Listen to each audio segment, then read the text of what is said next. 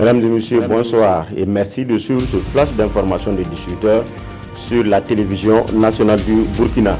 En marge de la 72e Assemblée générale des Nations Unies, le président du Faso a participé hier au lancement d'une étude sur les inégalités de revenus en Afrique subsaharienne. Un document qui donne des indications sur les impacts des mesures prises par les États pour réduire ces inégalités. Il ressort que le Burkina fait partie des bons élèves de cette politique de réduction des inégalités.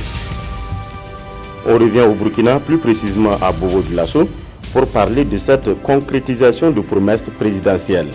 En 2016, le président du Faso avait promis du bitume aux étudiants de l'Institut des sciences de la santé.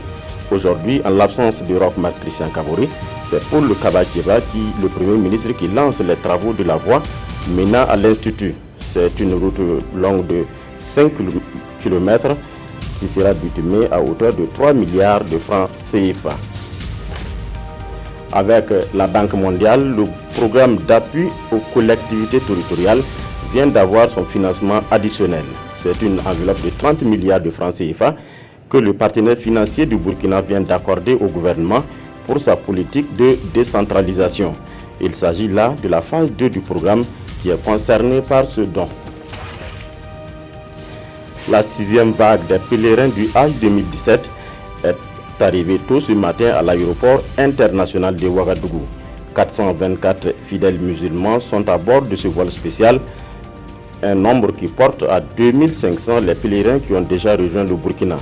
11 vols sont donc attendus pour le retour de tous les 8000 Burkinabés partis à la Mecque cette année. Dès demain, donc à minuit, le 7e vol va atterrir à Ouagadougou.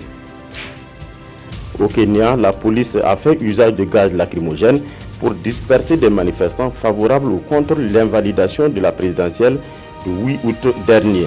Ce sont des partisans de l'opposition qui saluent l'audace de la Cour suprême et de l'autre côté ceux du pouvoir qui rejettent l'arrêt de la justice.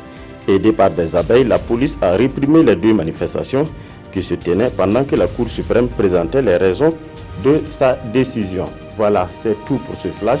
Merci de nous avoir suivis. L'information revient à 19h avec Christine Koulibaly.